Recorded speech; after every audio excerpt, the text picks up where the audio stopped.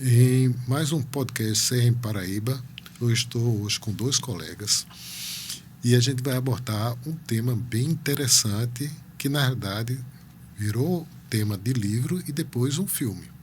Eu estou com Christian Diniz e doutora Janine Alencar. Gostaria que eles se apresentassem para o público. Cláudio, muito obrigado pela oportunidade, obrigado a todos pelo CRM Paraíba, por esse evento. E é muito interessante porque é bem esclarecedor, não só para a parte médica, como para a população. Eu sou médico neurocirurgião, professor da Universidade Federal da Paraíba, da disciplina de Neurologia, atuo em alguns hospitais aqui da cidade, hospitais privados e no hospital público, o Hospital Arlinda Marques. Ok. E Janine? Oi, meu nome é Janine Alencar. Obrigado, Cláudio, um amigo de longas datas, amigo irmão, na verdade. Agradeço a você e ao CRM pela oportunidade. Eu sou pediatra intensivista, trabalho no Hospital Universitário Lauro Vanderlei, na UTI pediátrica e também na Unimed, Hospital Unimed. Sou responsável técnica pelas duas UTIs. É um assunto realmente bastante interessante. Eu e Christian também trabalhamos muito tempo juntos, há muito tempo, né, atendendo as crianças. Vai ser um assunto bem interessante. A continuidade do atendimento, né? Na verdade. Isso. Na verdade, a gente vai abordar basicamente o lançamento, que é amanhã, do filme chamado Inexplicável.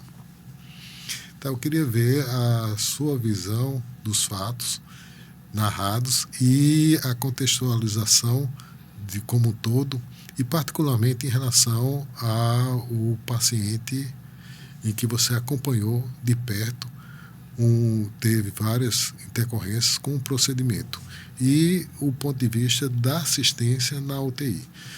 Assim, do ponto de vista prático, o que foi que aconteceu, Christian? Isso, esse foi um caso que foi de 2013, né, tem 11 anos, e que um paciente, ele começou bem característico, né, isso serve muito para a população, um alerta à população. Começou com sintomas de dores de cabeça, vômitos, e existe um sintoma que é importante também os pais prestarem bem atenção, que é a questão do torcicolo, que é a curvatura lateral do pescoço, como sintomatologias de hipertensão intracraniana. Então foi diagnosticado na ocasião um tumor de fossa posterior, um tumor cerebelar, e que ele precisou ser operado. Então ele foi operado, o procedimento foi bem sucedido, foi para casa, foi de alta, mas consequentemente ele foi e adquiriu uma meningite. E eu me lembro muito bem quando os pais me ligaram dizendo, olha, ele está muito mal, levou para o consultório e dessa meningite evoluiu para uma hidrocefalia. Ele chegou já bem mal no meu consultório, já anisocórico, ou seja, com as pupilas já com diferentes tamanhos, né, anisocoria. E aí, imediatamente eu pedi para ir para o hospital. E ao chegar no hospital, com todas as intercorrências que teve, ele parou, ele teve uma parada, né? Parada no centro cirúrgico, e depois a gente pode até relatar como é que foi, mas quero dar uma simplificada como é que foi o fato. E aí depois veio a questão da recuperação dele na UTI, onde a doutora Janine foi a protagonista da recuperação, capitaneou toda a parte da recuperação do pós-operatório. Mas ele chegou a parar, gravíssimo mesmo. E Janine, ele ficou quanto tempo na UTI? Eu acho que ele ficou em torno de uns 20 dias, né, Christian? Eu acho mais um pouquinho. Um pouquinho mais. Como, assim, foi 2013, né? Tem coisas até que a gente nem lembra com detalhes. Mas ele ficou algum tempo realmente na UTI, em torno de 20, 30 dias, mais ou menos isso. Ele realmente chegou, assim, bem grave, né? Com um quadro infeccioso. Chegou em coma, ele chegou em coma, né, entubado, e ficou vários dias entubado e em uso de antibiótico, precisando realmente cuidados intensivos. Gradativamente ele foi melhorando, foi respondendo ao tratamento. Isso, o filme até nem retrata, mas ele fez uma DVE. Não é, Cris? Ele fez um DVE. Quando ele chegou aí com a meningite, que fez a hidrocefalia, ele precisou fazer uma DVE, que é uma derivação ventricular externa. Não é por conta da hipertensão intracraniana, a meningite evoluiu com a hipertensão intracraniana e precisou fazer essa drenagem ventricular externa. Então, ele ficou algum tempo, né, com essa, fez a meningite, ficou muito grave, principalmente o comprometimento bastante neurológico, assim, rebaixamento do nível de consciência, dependência de ventilação mecânica. E o prognóstico assim, incerto. Isso. O prognóstico depois da retirada do tumor era um bom prognóstico diante do diagnóstico do anatomopatológico, Isso. não é, Cristian? Mas aí teve realmente essa complicação Isso. com o quadro infeccioso.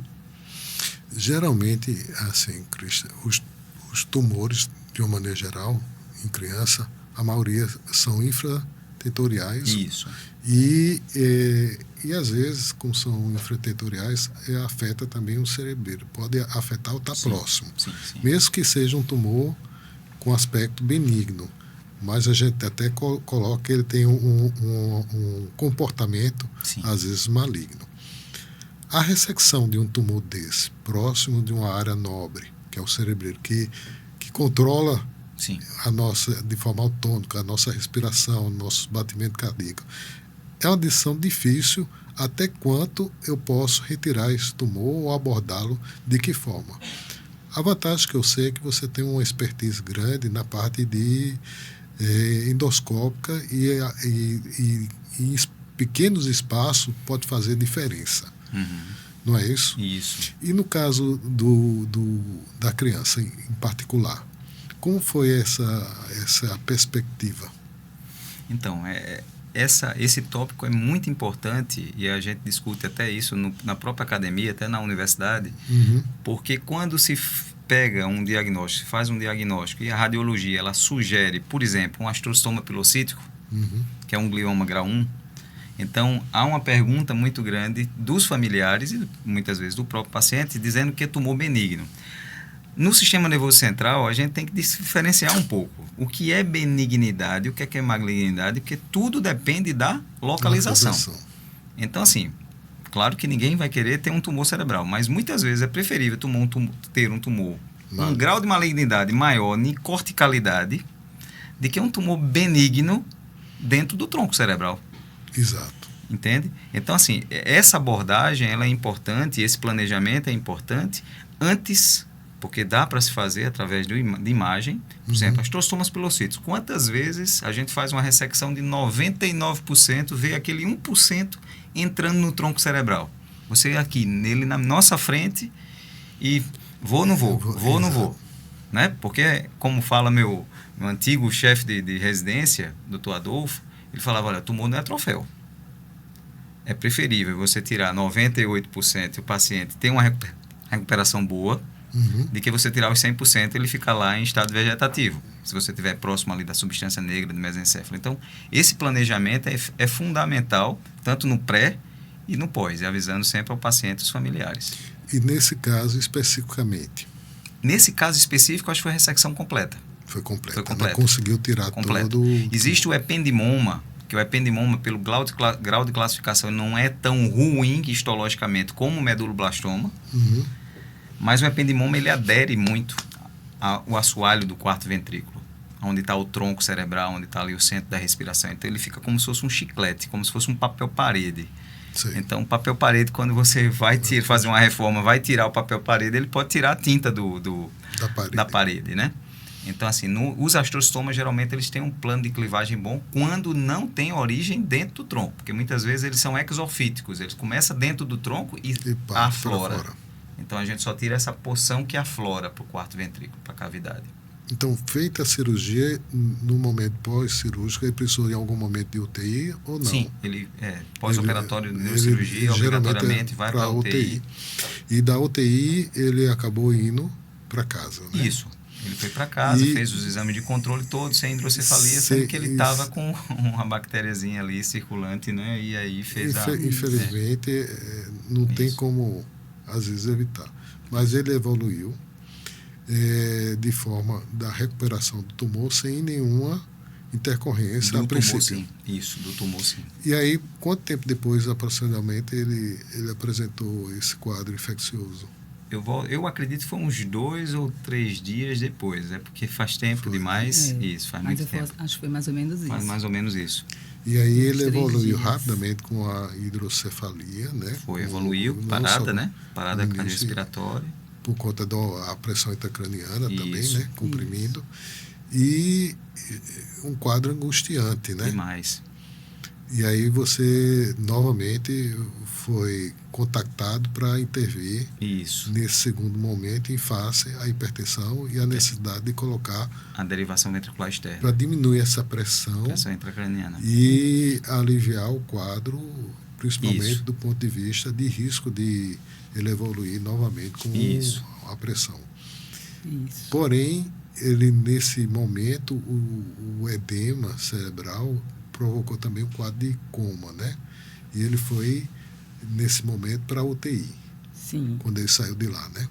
do bloco cirúrgico. No caso da UTI, Janine, ele ficou entubado, não foi? Isso, ele ficou entubado. Ele passou quanto tempo, mais ou menos? Se lembra? Consegue Depois que ele retornou, né, depois que ele retornou dessa complicação da meningite, fez DVE, ele praticamente ficou toda a internação em uso de ventilação mecânica, porque ele tinha realmente um comprometimento cerebral, um rebaixamento do nível de consciência, além do quadro infeccioso, né, que foi preciso o tratamento aí do quadro infeccioso, ele realmente ficou bem dependente da ventilação mecânica.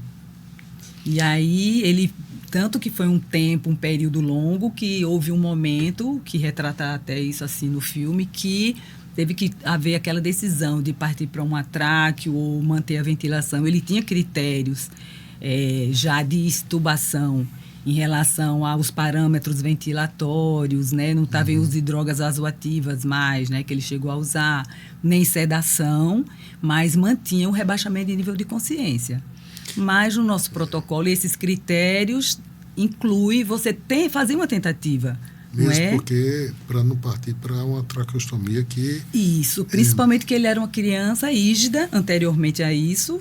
Então, a gente teria que fazer uma tentativa, e geralmente no nosso protocolo a gente tenta, faz 2 tentativas, né? Não dando certo, é que a gente começa a pensar na tráqueo, porque era uma criança rígida. Quando são crianças já comprometidas neurologicamente, neuropatas, aí isso às vezes até acelera mais até antes. Mas no caso dele, a gente tinha que fazer a tentativa, porque ele já tinha alguns critérios, né? Só o rebaixamento de nível de consciência que ele já tinha ficado em TRE, que a gente faz o teste, coloca impressão de suporte, faz esse teste, e ele suportava, mas tinha uma respiração às vezes irregular, né? Às vezes se entregava ao respirador, então a gente tinha um certo assim, medo que ele não receio que ele não respondesse por isso, mas a gente tinha que fazer a tentativa, né? A gente tinha que... Era mais ou menos, do ponto de vista neurocirurgião, até que ponto abordar uma área nobre. Aí era o inverso, você tinha que desabordar para poder retirar a ventilação sob o risco dele fazer uma estenose, dele Sim, porque aí complicar. teria aí as complicações de muito tempo em uso do tubo e em ventilação. Mas tirou a ventilação e como ele se comportou? Não, aí ele respondeu, ele realmente a gente estubou, junto com a equipe multi, né? A gente não trabalha só, inclusive essa decisão não é uma decisão unilateral, né? Lá na UTI a gente trabalha sempre com a equipe multi, todos os dias a gente faz reuniões, visita multis para discutir, até porque quando o paciente chega, a gente faz um planejamento, né? Faz um plano terapêutico para aquele paciente, para a doença daquele paciente, que a gente sabe que é tudo bem individualizado, não é? Então é uma decisão conjunta com a equipe multi. Então, essa decisão de estubar ou não, isso aí foi uma decisão do fisioterapeuta junto com o médico do grupo. Não é? E deu certo sim. Ele conseguiu ficar fora, e lógico que tem os desmames, né? Ele foi para um catéter nasal de alto fluxo e depois foi para uma Venturi. Ficou tendo aquela assistência, aquele suporte, mas respondeu bem. Ele respondeu bem. Ele não precisou retornar. O nome do filme é Inexplicável. Está sendo lançado amanhã. É uma situação crítica que, graças a Deus, teve uma boa resolução. Entretanto, não é fácil para quem é médico.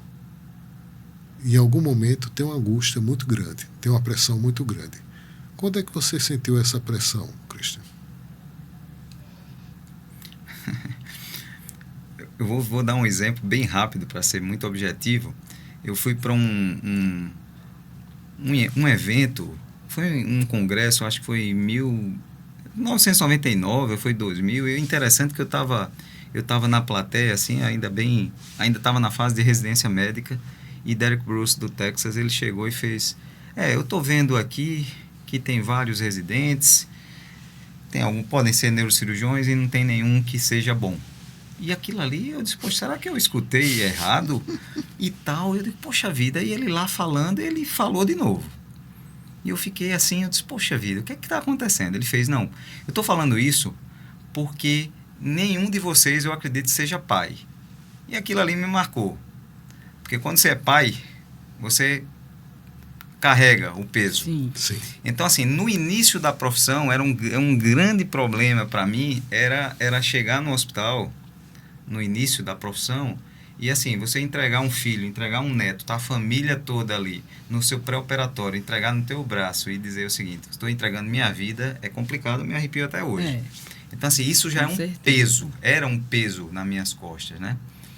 E aí eu vou usar o termo que você usou. Graças a Deus, Deus me curou dessa forma, porque todo procedimento, a gente entrega o procedimento e a equipe cirúrgica a Deus. Então, ele pega esse fardo que é pesado demais, maior, né? E a gente passa para ele, não tirando, evidentemente, as responsabilidades. Então, assim, em todos os casos, seja do pequeno caso ao grande caso, esse caso de Gabriel, ele foi uma grande lição para mim. Eu digo para mim, assim, em relação a esse filme, quando ele fez o encontro de jovens com Cristo, o explicável, para mim, é totalmente explicável, no caso dele. Totalmente explicável. Ali foi Deus puro.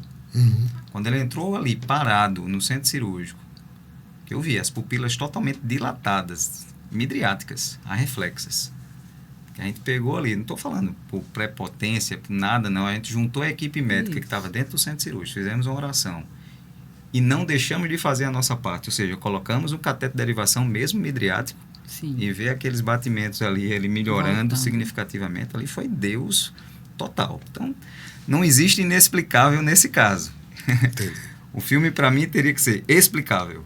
Certo. Né? Então, assim, o desafio nesse caso aí foi essa questão, porque quer queira, quer não, é um caso complicado, rasteiro, né? Ou seja, muito demorado, e você vendo a angústia, né? Não só dos familiares, mas também vendo a condição, mas com um propósito certo, e um dos casos do propósito é nós estamos aqui, né?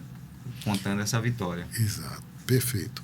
E Janine, para você, nesse caso específico, qual o momento que mais impactou?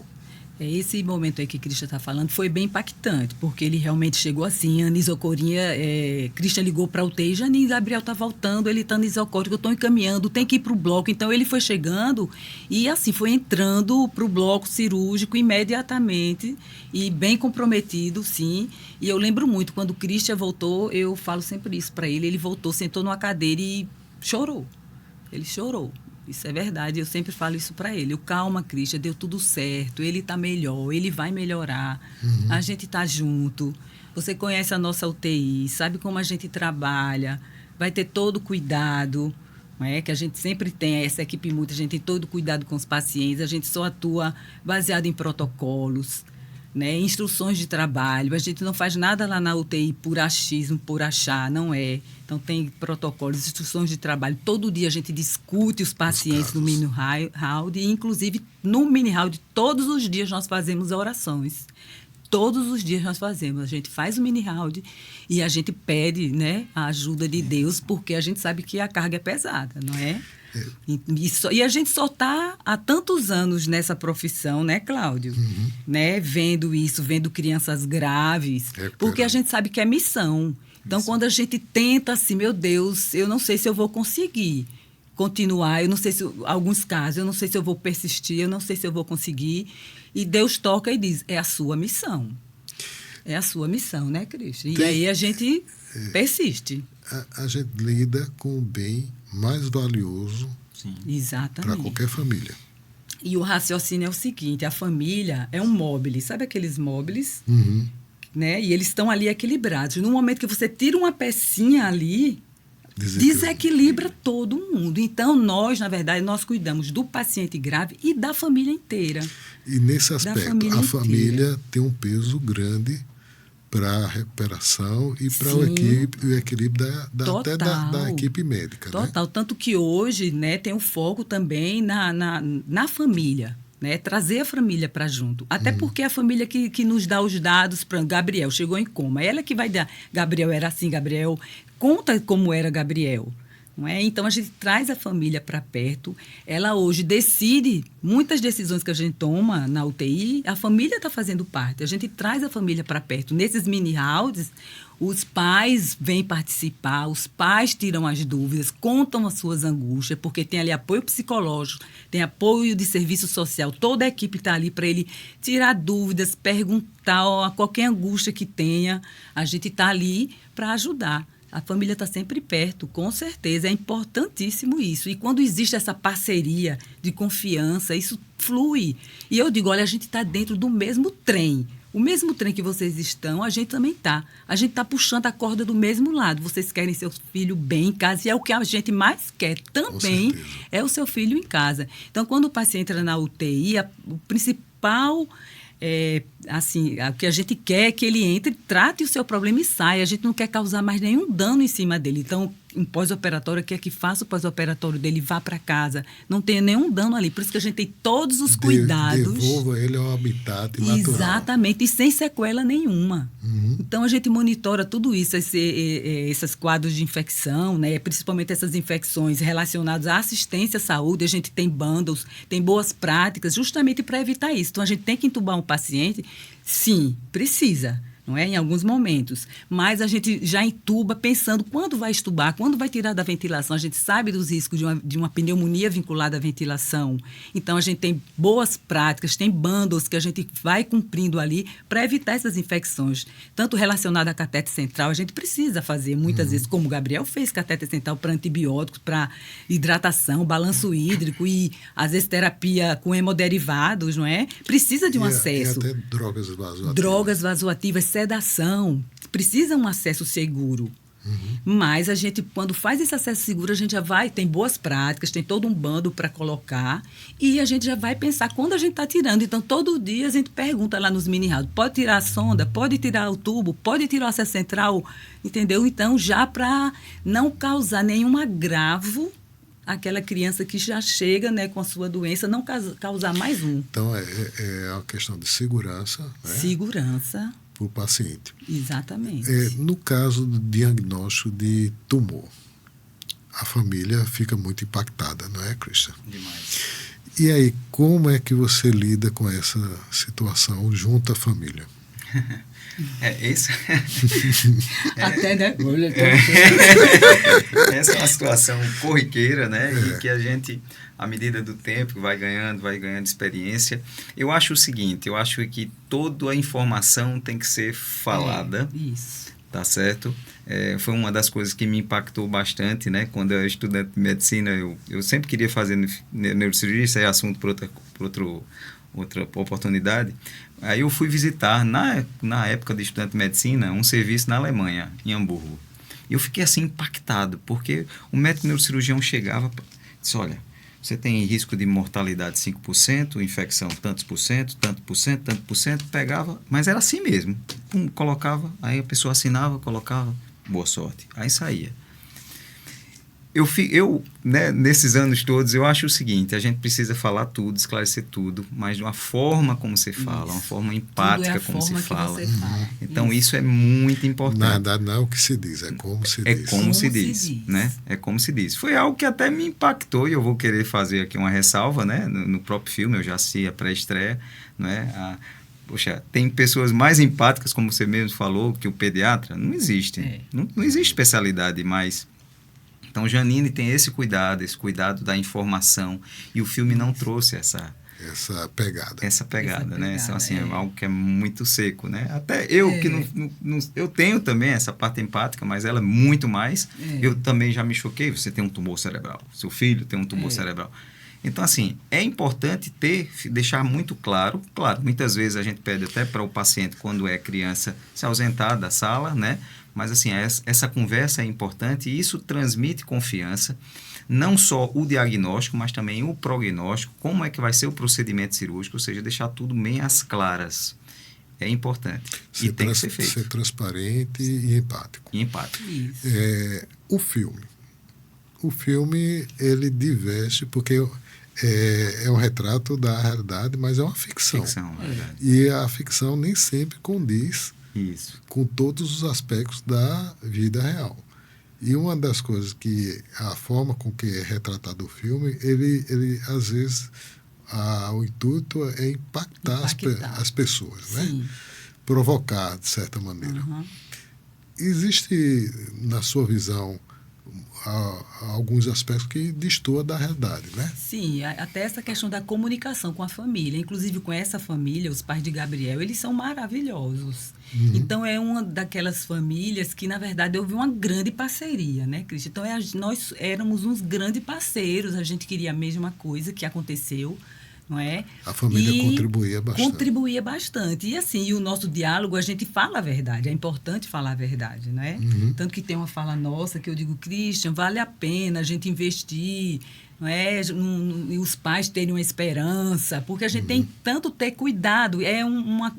Né? Tem que ter cuidado em você nem dar tanta esperança, mas tem que falar a verdade, mas tem que acreditar.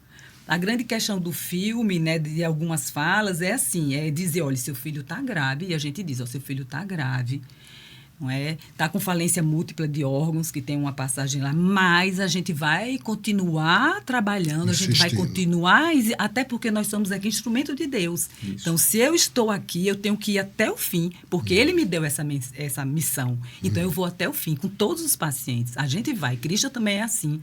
Ele vai até o fim, mesmo tudo mostrando que não, mas a gente está junto e vai até o fim. Então, não é chegar a dizer que ele é falência de... É grave ou é grave.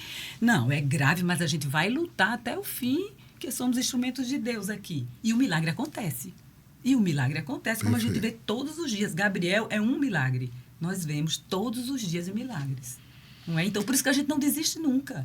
A gente não desiste. E tem cuidado na fala, né, Cláudio? Porque uma família assim, o filme, na verdade, assim, a família sofrida. E eles sofreram muito mesmo, mas eles muito unidos, eles são muito unidos, eles são uma família super unidas. É lindo de ver. É lindo de ver. Então, como é que uma família unida, sofrendo ali, como é que você é capaz de chegar e dizer, ó, seu filho... Não, eu vou dizer, olha, seu filho está grave, mas vai ser feito o possível e o impossível. Sim. Porque existe um Deus do impossível. Exato. Então, a gente vai até o fim lutando. E a gente não diz uma palavra assim, mais dura, né, para uma família assim, porque é o perfil do pediatra. Torna mais difícil a situação. Por mais que seja difícil. Então, hoje eu dei uma notícia não tão boa, mas que a mãe está certa, doutora. Obrigada. Apesar de tudo, de criança grave, quantos pais voltam, a gente perde a criança e os pais voltam para agradecer. Existe coisa mais... E até se depara na rua. Isso. Muitas vezes, e interessante que em algumas situações eu achei que tinha tido sucesso. E a pessoa disse, não, doutor, infelizmente... Porque, em muito caso, a gente às vezes não se lembra. Mas a família agradece de todo jeito. Exatamente, exatamente. E existe uma grande parceria, né, Cláudio? Existe. Então, a gente não vai ali, uns pais sofrendo, e você vai, tipo, mais uma agressão ali em cima daquele sofrimento todo. E quem sabe o dia que alguém vai morrer? Ninguém sabe, eu não sei. Você sabe? Você sabe? A gente não sabe. Então, eu não posso dizer, daqui a alguns minutos, algumas horas, a gente não sabe. Então, é bom... falar que algumas coisas que aparecem no filme não é a prática habitual de nenhum UTI, principalmente do UTI pediátrica, né? Principalmente. Deixar isso bem claro. Toda uma sensibilização, toda uma humanização, não é? Exato. Para isso. Então, assim, o filme é lindo. A história deles é linda. Só em Gabriel tá bem, isso é inquestionável, não é? Na verdade, assim, a gente não está focando só na questão médica, mas é uma coisa importante, né? É uma coisa importante, porque o público está vendo, Cláudio, né? Então, diz assim, meu Deus, a UTI é assim, uma UTI fria, uma UTI não é, a UTI pediátrica é humanizada, né? Tem todo um ambiente, tentando deixar um ambiente menos... pesado, um ambiente leve, tem musicoterapia, lá na UTI a gente coloca aquelas luzinhas, então fica aquelas luzinhas brilhantes, tocando música, então a gente tenta deixar mais leve, a gente não vai acentuar um ambiente que já é pesado, lógico, então a gente tenta suavizar. Então, a criança gosta de um brinquedo, leva, gosta de estar ouvindo uma música, coloca, quer ver um irmãozinho, permite que o irmão vá visitar. É importante então, até para a recuperação. E também isso, até a questão de animais. Até animais, né? Já fazem visitas. Então, assim, a gente tenta trazer o ambiente mais leve possível, tornar aquele momento que já é estressante o menos possível. Não é? E o filme não retrata isso, de trazer a leveza da UTI. Inclusive, assim, eu falei, será que a consulta que foi feita, como foi feita essa consulta de como funciona uma UTI pediátrica, como é a UTI pediátrica, como é que se lida com essa conversa? Né? Inclusive, no livro, ele relata lá, o autor, Felipe, que ele diz, quando foi falar que o paciente estava grave, foi feita uma reunião multidisciplinar, ele cita isso no livro, para expor à família a gravidade de Gabriel. Na verdade, é a questão do impacto que pode causar diante de uma situação adversa que não é o habitual. Exatamente. E a preocupação é o público em geral, né? O público dizer, meu Deus, é assim. Já tem aquela coisa de UTI. A minha filha foi para UTI, acha que é porque... Está na isso. terminalidade. E, na verdade, não vida, é, né? para ter uma melhor monitorização, para ter uma atenção maior. Na verdade, é o lugar de crianças que vão ter chance de sair dali, como tem muitas que estão irrecuperadas, não é? Exato. Então, não é aquele... E pode ser que isso, aquela frieza ali naquele ambiente, venha causar um impacto, de repente, negativo.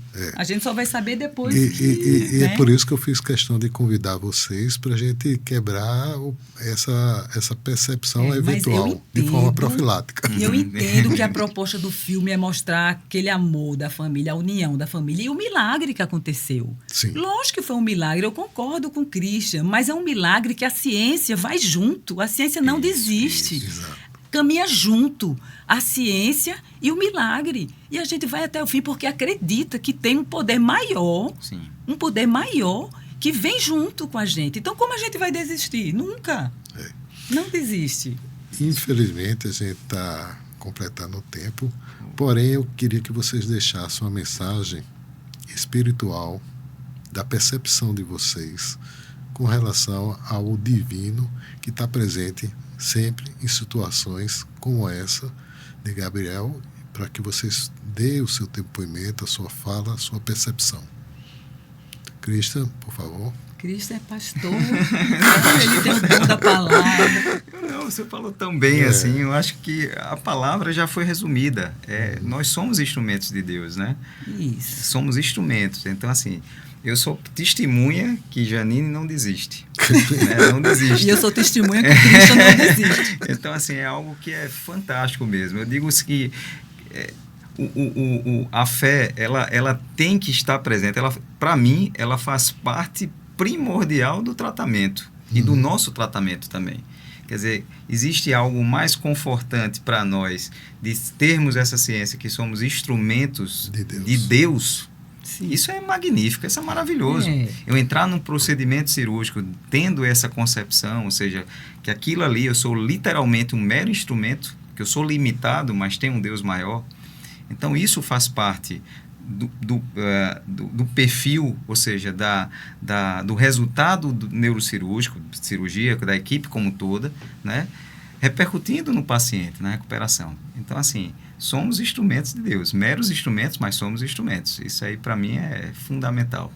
E Janine? Com certeza, assim, você cuidar de crianças, né, gravíssimas, como o Christian já falou, tem um pai, tem uma avó, tem toda uma família ali, então você, no seu dia a dia, há anos, cuidar de crianças graves e todo dia você levantar e dizer, eu vou novamente fazer isso, tem que ser uma coisa divina. Tem que ser uma questão de missão, não é? E eu lembro meu pai, quando era vivo, dizia, minha filha, você trabalha tanto, você, num ambiente assim de UTI, só criança grave, eu dizia, pai, é minha terapia, porque quando eu chego lá, eu me preocupo tanto ali com aquilo e só o prazer de poder ajudar, de estar ajudando, então isso me conforta. Eu trabalho muito realmente, mas não se preocupe, pai, porque eu estou feliz.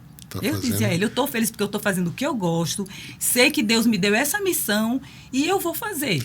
E é uma recompensa. Você é muito gratificante. Demais. É muito gratificante. Então, ver Gabriel é um, mas ver Gabriel, ver Yasmin, não é?